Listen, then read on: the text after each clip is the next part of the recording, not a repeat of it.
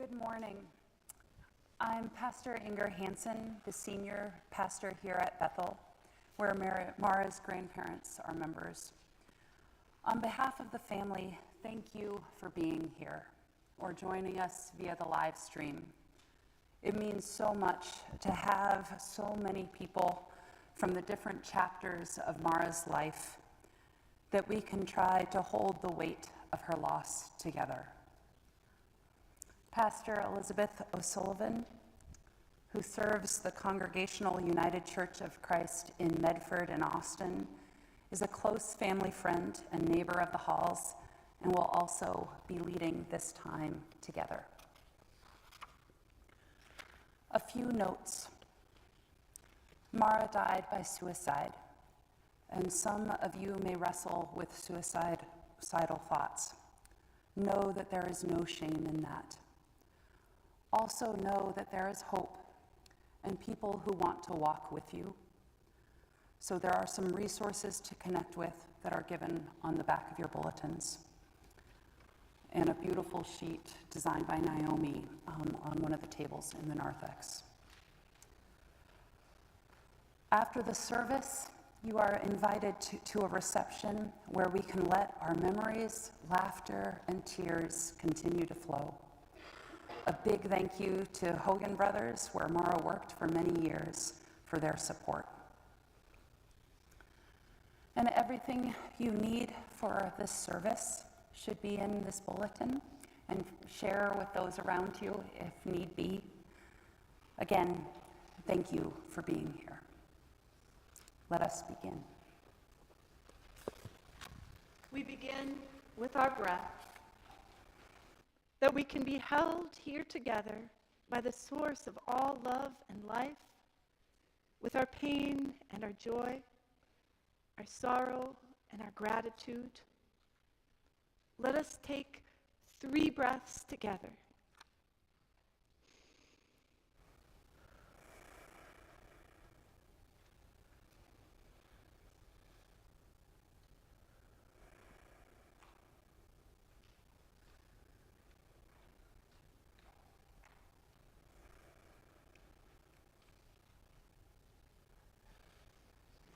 We are gathered to remember Mara, to give thanks for the time we had with her, and to offer each other love and comfort in the midst of our shock and grief.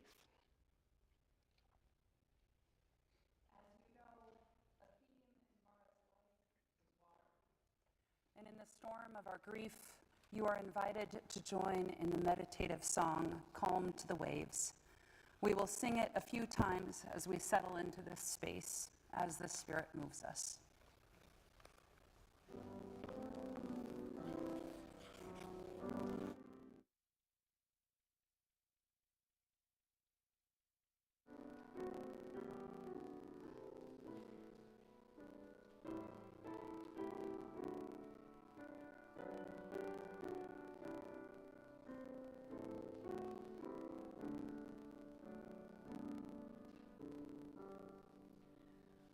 Come to the waves, come to the wind.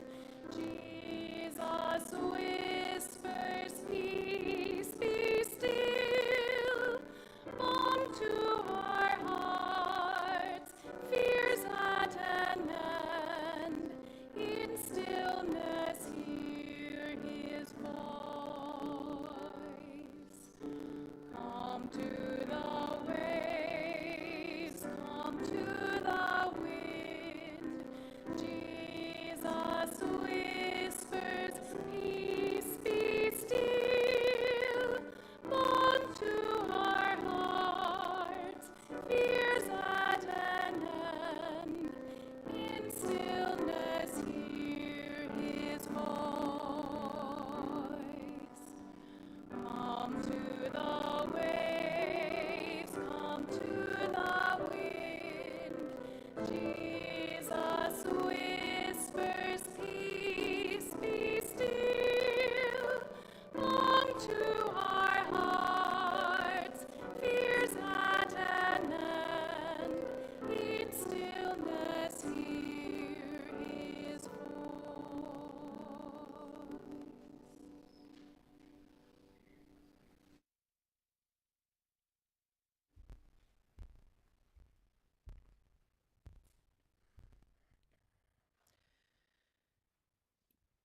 You can shed tears that she is gone, or you can smile because she has lived.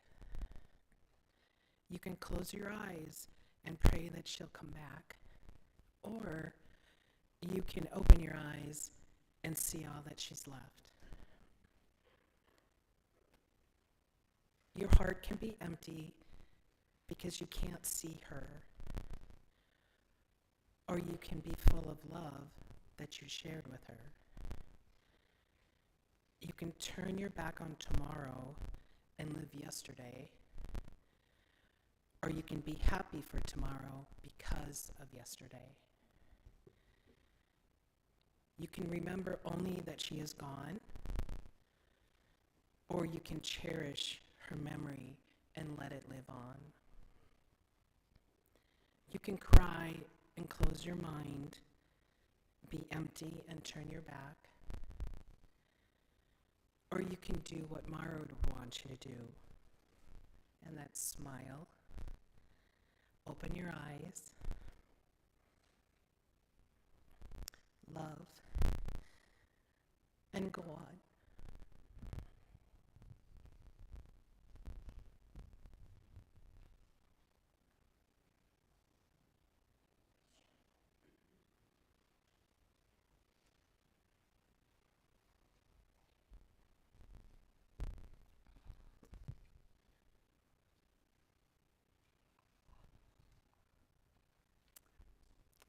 Hi, my name is Jenny Kelly, and I'm the foster coordinator for the local Humane Society. The Halls family has been one of our most trusted foster families for many years. It can be difficult to welcome wayward dogs into your home, and our organization has a tendency to take on more spirited dogs. And never once in all of my years have I ever worried about a dog that was being loved and cared for by Molly and Joel, Naomi, Mara, and Owen. Their chickens, however, have given me a few sleepless nights because some of those dogs, Aldo and Twix come to mind, they may have found them irresistible. But beyond being honestly our favorite foster family, as the kids got older, they found their own way to help us out as well. Again, a testament to the depth of their commitment to helping others. First, Owen and his friends would come walk the dogs for the National Honor Society, and then Mara and Naomi joined, bringing a gaggle of girls with them. Imagine what a joy that is for those dogs. Living day in and day out in my house, which is all right, but it's not their old home. It has lots of rules and it has lots of boundaries. And then these magnificent teenagers show up, and they take you out for hours. They give you time to explore, to be a dog with a kid, and that's what they needed the most. Those dogs treasured their jaunts with Mara. It was such a simple gift, but one that left an incredible mark. Beyond giving the dogs and me a respite from one another, Mara and Naomi dedicated their Eagle Scout project to our rescue. They planned, built, delivered, and set up the most wonderful equipment. I can look out my backyard, I can look out my kitchen window and see this dog park training park that is set up. It has a beautiful pavilion, benches, and an A-frame ramp. This space provides peace, quiet, access, and time, and most of all, breathing room for families that need help with behaviors for their dog that's struggling in the big world. It is a small space that allows big freedom for so many. It's on its way to becoming a vital part of our dog community. It is this welcoming, accepting, helpful, serving heart that will be Mara's legacy. We are all privileged to know different parts of her. I am grateful she shared her gifts with me, my family, and every dog she snuggled and loved up upon. I'm going to close with a poem that I feel embodies her beautiful spirit. Thank you for allowing me to share today. This is July by Becky Hemsley. One time I met a girl who was a burning ball of light. She glowed with endless energy from morning through till night. Her skin glittered with freckles. Her hair was plated gold. And I decided I would like to be like her when I grew old. For every room she entered soon became a little brighter, and you'd warmed right to the soul standing just beside her. She made it feel like summer, even when the sky looked bleak. She could thaw your winter with a kiss upon your cheek. And when people asked why I would want to follow in her glow, I was always stunned that they just didn't seem to know.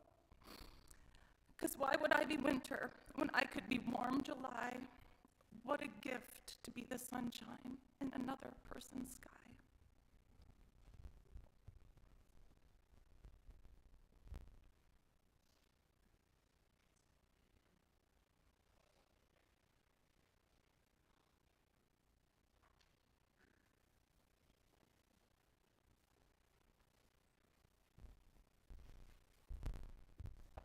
So, good morning. My name is Jane. I am a neighbor, longtime neighbor of the halls, so thank you for asking me to come and do this. Got a few stories. Seems to be a theme. Let's laugh a little, let's cry a little, and let's celebrate a little bit. Got a few stories that were shared with me. The very first one, I didn't know, and I love this one. Mara kept a recording on her phone of their beloved family cat named Lightning. It was purring under the blanket while she was sleeping. I can just hear it. While deep sea fishing with the family in Costa Rica, she wanted to go swimming. And Joel said, "It's the ocean, honey. It's 200 feet deep." She jumped in. Later she came out and she goes, "Dad, I actually had to pee." Whenever swimming in icy cold water, she would always just say, "It's not that bad, you just got to get used to it." Can hear that? At the lake, when Mara was about 4, she wanted to swim now. She was mad that she had to wear a swimsuit and that she couldn't swim alone. So she took off running down the dock. She stopped briefly at the end, tore off the swimsuit, threw it in the lake, and then she jumped in the lake. There was no getting between Mara and the water. One winter, on a beach vacation, Mara had to bring her stand-up paddleboard. It was huge. It was a heavy bag. She insisted on carrying it. She used it nonstop. The last day, right before leaving for the airport, she had to go out one more time. She found a spot with fast waves. She was getting too close to the edge where there was a rock wall. She was rocking back and forth and then fell in, fully clothed. I'd have been a little worried. Her family laughed.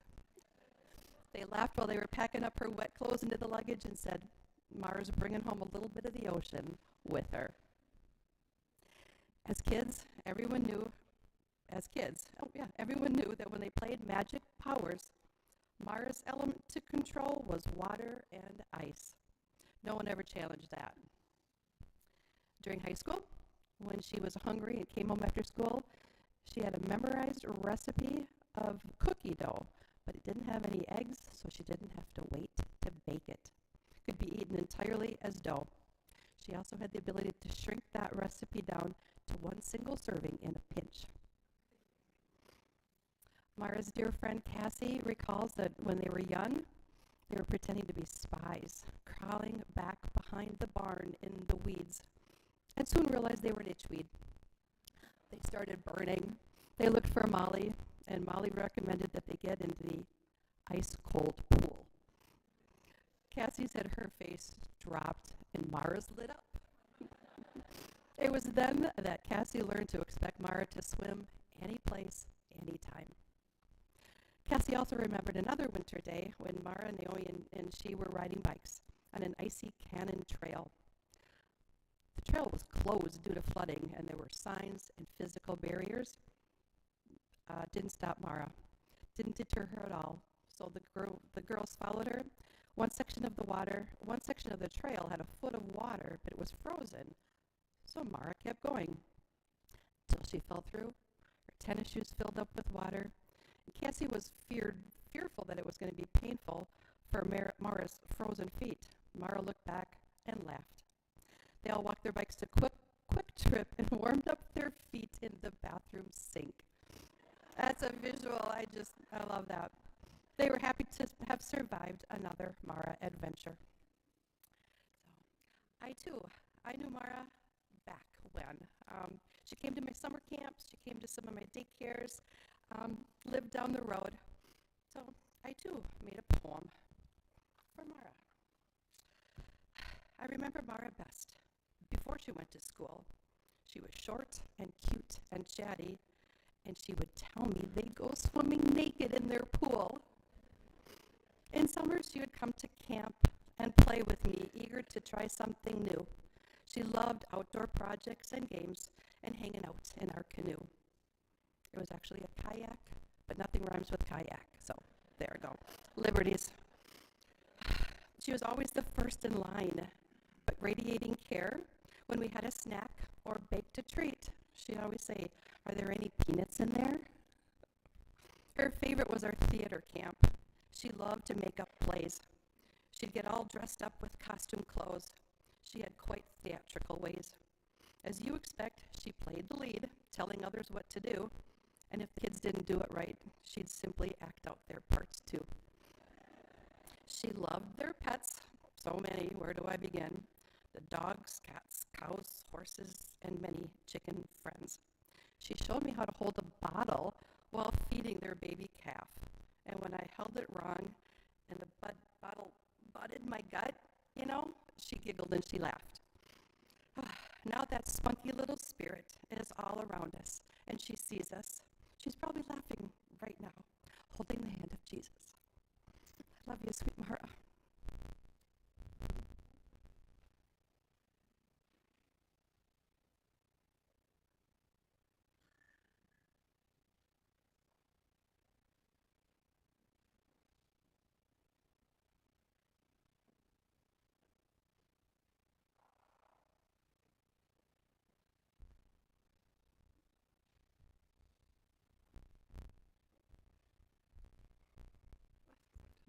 They got me up here. 5, you need a little help from the grandchildren. So, okay, Mara was my favorite grandchild. This is, sorry, Molly made me say this. It's true, and actually I also have 6 other favorite grandchildren. So, Mara was amazing. She was an adventurer, from crawling out of her crib often, very, very often, and playing in the mud with Owen and Naomi. I mean, really playing until covered entirely in mud except for her eyes. Mara loved water, as you've heard, and you all know Mara, and you all know she loved water. She was always the first one in, or the only one in, whether running to the water or jumping from the highest cliff into the water. Every trip to the North Shore, we had to stop at mile marker 42.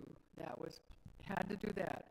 It was also known as Ions Beach on Lake Superior. She had to jump in the lake from the pier no matter what the weather was. Wind, snow, sun, it didn't matter.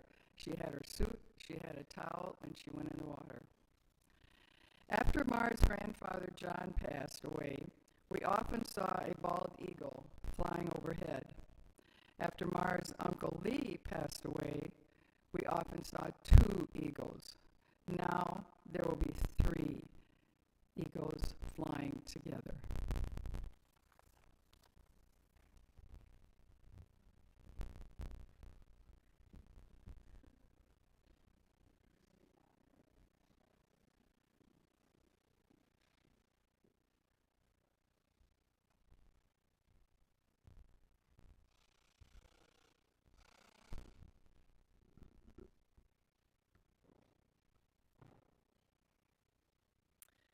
My name is Sarah, and I pray that the words I share here reflect Mara's unique beauty, honor her family's love for this precious child, and comfort those who mourn as we recognize the gift of Mara and the tremendous ways she is loved. How I know Mara is in community shared with fellow moms, with classmates and friends. Mara herself had so many communities around her, and you all here represent those communities. So my words today are meant to honor Mara as a member of and in community. I got to know Mara first as a mom of a classmate, Simon. That's my kid. I fondly recall an elementary school trip sharing a seat right next to Molly, when we got to have a school bus volume conversation about being a mom. No surprise that there are other moms here today that feel so much love for Mara because Mara made an impact on them and their child. One mom said, Mara treated everyone with kindness, grace, and compassion. Another said, Mara was such an adventurer, someone who had loved challenges and extremes in the best way, and that infectious love of adventure was good for me and my child. I heard descriptions from moms like, she was incredibly inclusive, even including the little sisters to join in the big girl fun. And finally, another mom friend said that Mara was a paradoxical combination of fearlessness and kindness. I had the honor of being a part of some classrooms where Mara participated, first at Bridgewater in the Compañeros classroom, where I was in the role of mom, and later in the high school classroom as the teacher. During the elementary school years, it was a common occurrence that the class would get together for playground gatherings, playing never-ending tag and big base, sharing in ice cream socials and water play. And the reflections you friends have shared about Mara, I am most touched by the reverence for Mara's little things. One friend said, when you called Mara's name, her entire face would light up, especially her eyes. Another friend said, Mara's confidence and cheerfulness were infectious, and she shared her kind, beautiful smile with everyone she met. And she was patient. Mara was incredibly talented and had endless determination. Lastly, a friend said, Mara was one of the kindest and most genuine people I've ever met. I could always have the most authentic conversation with her. I'm so grateful for the joy and light she brought into my life. Other stories of community come from her coaches and teachers, including, I remember the joy of Mara rocking out along with Naomi and the group to Pat Benatar's All Fired Up in Rock and Roll Revival. The coaches recall working with Mara and her group to shape that song as a highlight of Rock and Roll Revival in 2022. And a favorite memory from an elementary teacher relays the hall's reverence they have for water. In our third grade geography unit, we studied the Great Lakes. I had Owen in a class a few years prior, so I think he may have tipped them off on this idea. When we got to the Great Lakes unit, Mara and Naomi came to school with a little cooler and said they had something to show. This was pretty special since neither girl was particularly eager to be in front of the entire class just yet. Inside the cooler, there were 5 little glass jars. They were really tiny, maybe baby food jars. Each jar was labeled and had water, a real water sample from each of the 5 Great Lakes. This was the coolest thing I'd ever seen, so I really went over the top quizzing them because I wanted to know how they did this. They both shared how each sample was retrieved, and we all were on the edge of our seats listening to the epic family adventure they had experienced getting to see each of the Great Lakes collecting the water. On this day, the 2 rose to celebrity status with the 5 tiny jars of the precious Great Lakes water. There is the sacred community with nature, as we can feel and hear in this service today. Mara loved to explore, climb, paddle around, skydive above, and wade through nature. Many of you seem to have your fondest memories of her and with her in the outdoors, whether it's tossing a frisbee with the ultimate team, kayaking in places yet to be discovered by most, or jumping in Lake Superior no matter what the temperature. Oh wait, that was just Mara that did that. We have memories of being in community with Mara, and these memories are indeed treasures. And now here we are, finding ourselves in this community, a community of fellow beings mourning the loss of a beautiful human.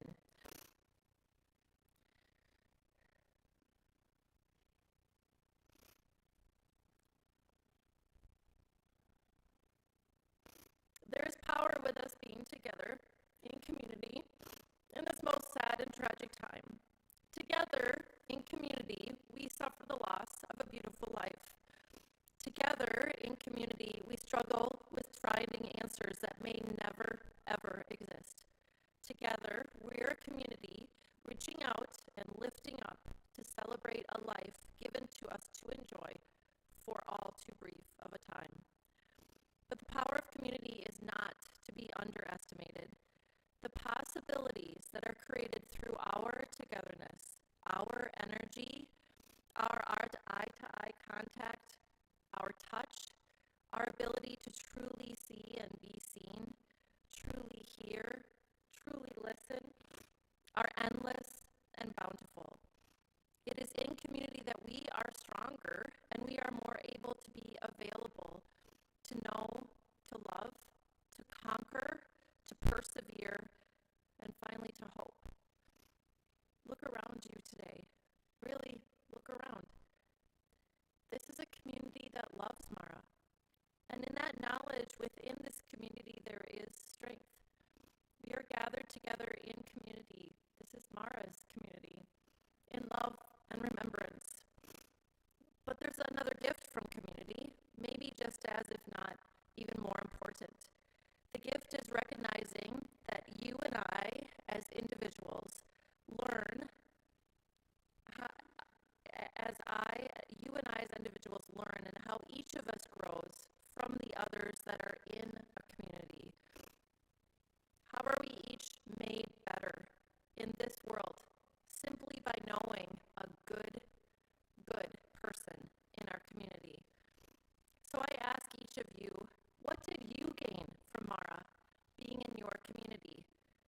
do you love about Mara and will always love about Mara? What did Mara teach you? What did she show you through her actions about a life lived fully? Are you also wishing you could tell Mara just one more time what she meant to you?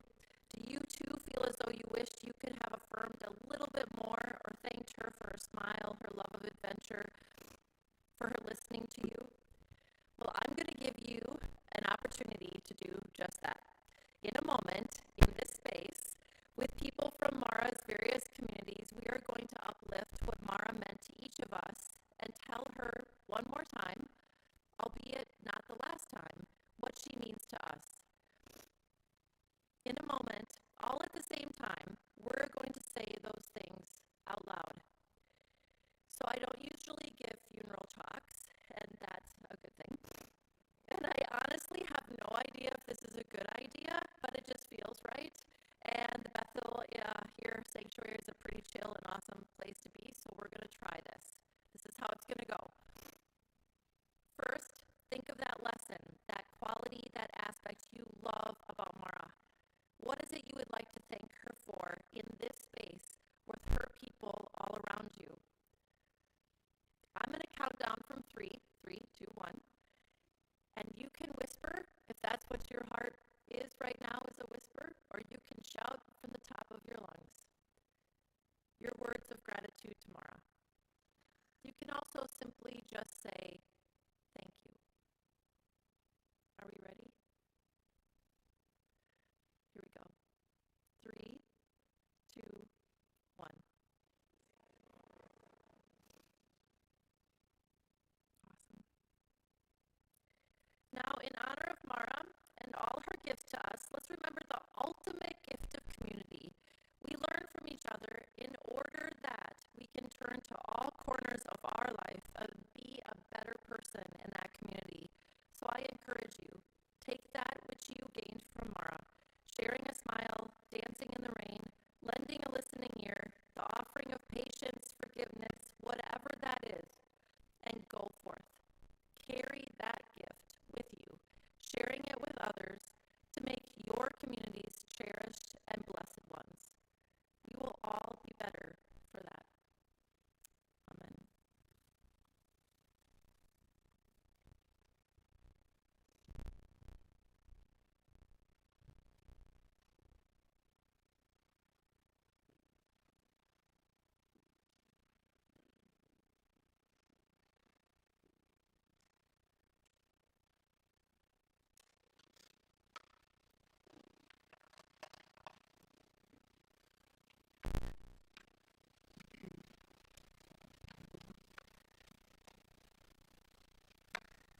Hello everyone, my name is Corey Dack and I am part of Mara's beloved Camp Minojan community, and I had the honor of teaching her how to be a canoe guide on a 2-week boundary water trip in 2022. Hello, my name is Nathaniel. I had the privilege to grow with Mara and share a love with Minojan with her. We're going to sing a song that we love to sing at Minojan. It's called River. We're going to teach you the chorus, and in your program, if you look at the chorus, after the last line in the chorus, let's you and me river, there's one more additional line that wasn't printed that says, let's me, you and me river, run down to the sea. So we are going to sing the chorus for you once, then we'll sing the chorus all together, and then we'll start the song from the top.